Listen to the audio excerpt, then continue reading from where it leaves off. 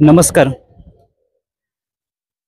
काल जवळपास 20 वर्षातून महाराष्ट्राच्या राजकारणाचा मध्यभाग असलेले ठाकरे कुटुंबीय आणि ठाकरे परिवारातील राज ठाकरे आणि उद्धव ठाकरे हे दोघे एकत्र आले.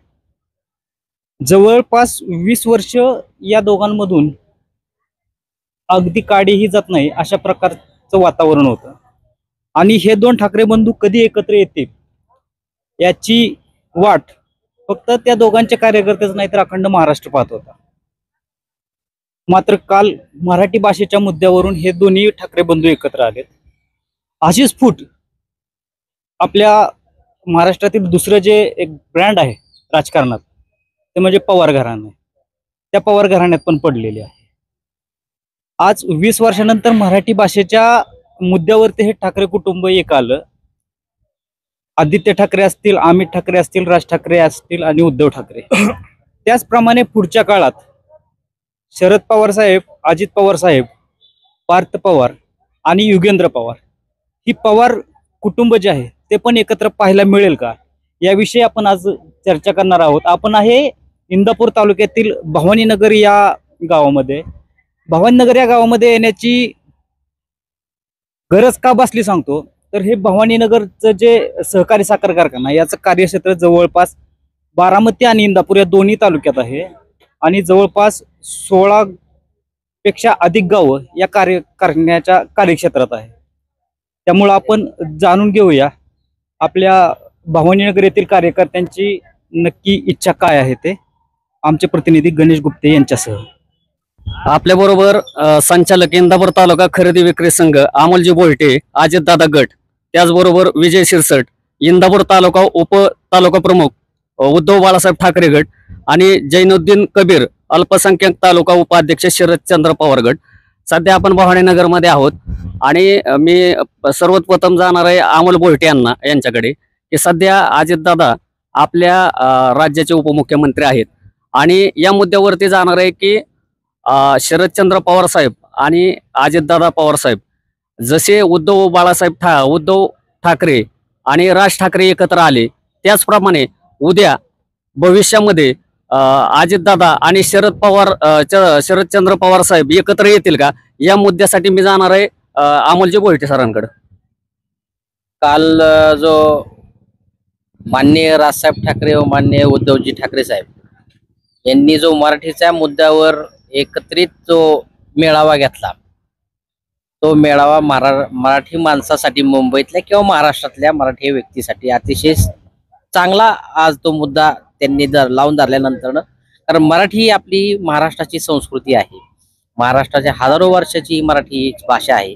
त्याच्यावर दुसऱ्या भाषांचं अतिक्रमण न होता मराठीचा मुद्दा लावून धरला त्याबद्दल त्यांचं मनापासून मी आभार मानतो. आणि तुम्ही आत्ता सांगितलं की याच मुद्द्यावर याच धर्तीवर शरदचंद्र पवार गट आणि अजित पवार गट राष्ट्रवादी काँग्रेस पार्टी हे दोन्ही गट हे एकत्र यावेत ही आमच्या सर्वसामान्य कार्यकर्त्यांची इच्छा आहे. की जसं आज ते कोणत्या मराठीच्या मुद्द्यावर एकत्र आलेत तसेच आपण आमच्या कार्यकर्त्यांना असं वाटतं की हे पवार साहेब आणि अजितदादा हे एकत्र असावेत. त्याच्या माध्यमातून महाराष्ट्राचं जनतेचं बल हे एकत्र आल्यानंतर अतिशय चांगलं होईल. महाराष्ट्रात विकासाची नांदी पण नांदेल असं आम्हाला वाटतं की ते एकत्र आलेच पाहिजेत. आमची मनापासून भावना आहे की ते एकत्र यावेत.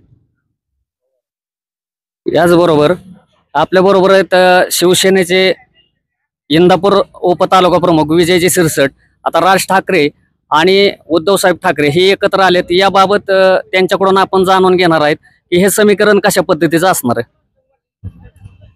आता जवळजवळ 20 वर्षातनं दोघे भाऊ एकत्र आले म्हणजे ते थोडक्यात बाळासाहेबांच्या विचाराने तयार झालेले हे दोन्ही भाऊ काही त्यांचा अंतर्गत मतभेदामुळं 20 वर्ष बाजूला गेले.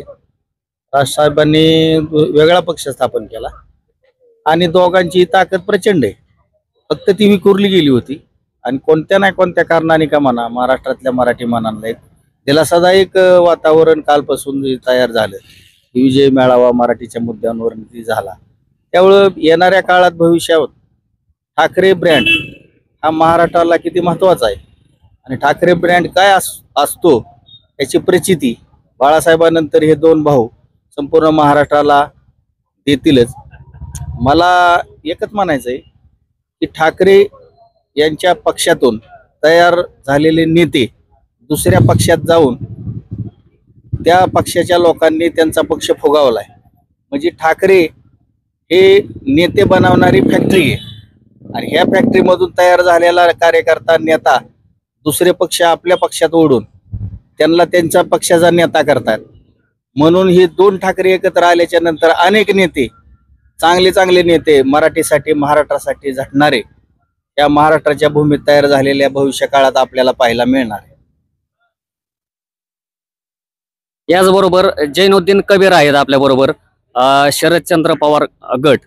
तर अजितदादा आणि शरदचंद्र पवार साहेब हे एकत्र येतील का किंवा येऊ शकतात का, याबाबत आपण त्यांच्याकडूनच जाणून घेऊयात.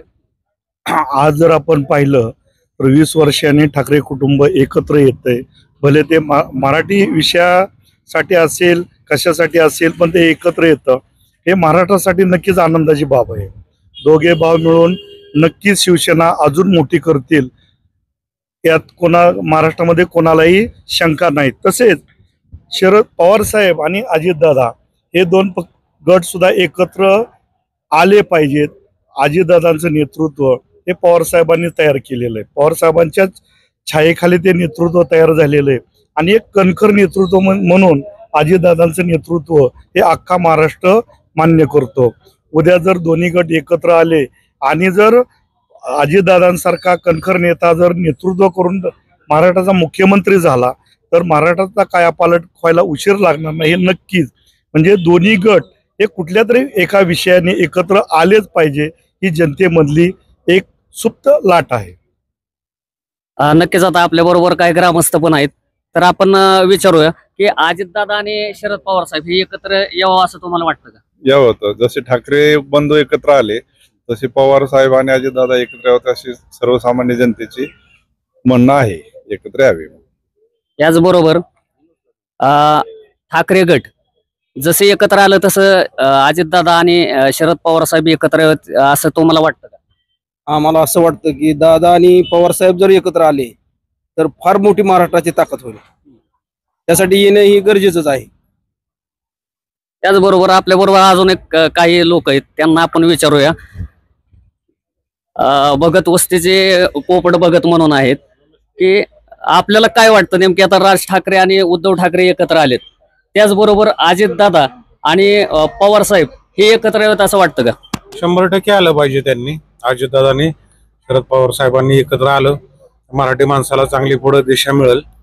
आणि राज आणि उद्धव एकत्र आले त्यामुळे मराठी माणूस जिवंत आहे हे सगळ्यांना काल उदाहरण दाखवून दिलेलं आहे. त्यामुळं अजितदादांनी साहेबांनी एकत्र येणं गरजेचं आहे.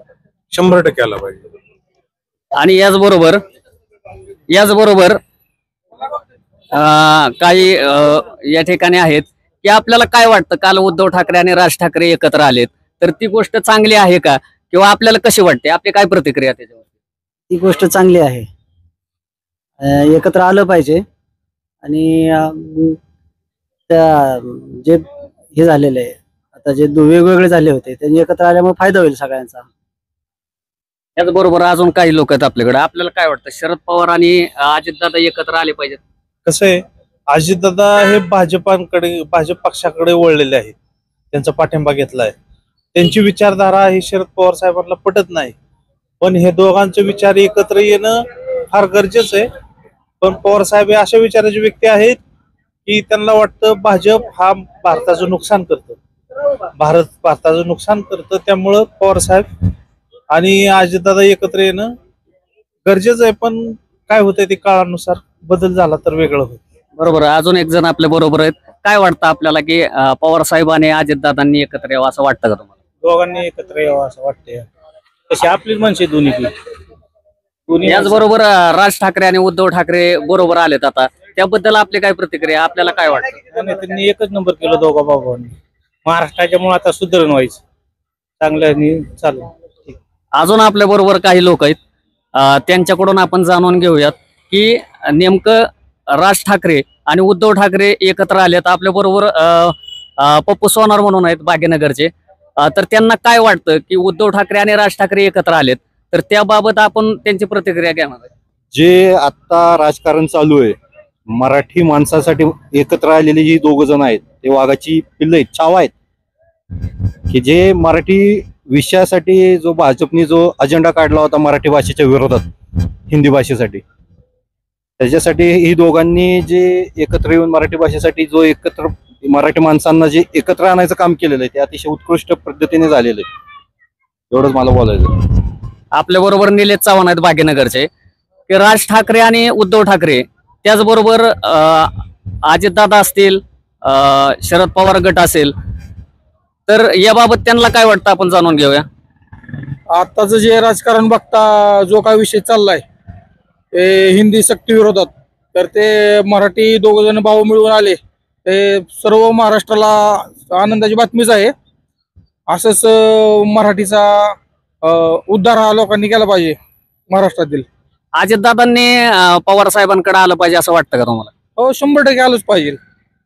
कारण पवार साहेब हा पहिल्यापासून महाराष्ट्रात त्यांनी चालवलेला आहे, त्यामुळे त्यांना अनुभवाचे काही कमतरता नाही. त्यामुळं 100% दादांनी पवार साहेबांबरोबर आलंच पाहिजे. आता हे आपण या ठिकाणी भावडेनगर मध्ये होतो आणि लोकांच्या प्रतिक्रिया जाणून घेतल्यात की कोणाच्या नेमकं काय मनात आहे.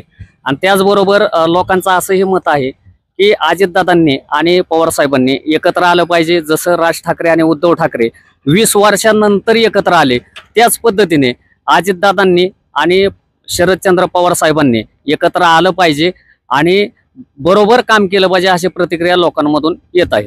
धन्यवाद.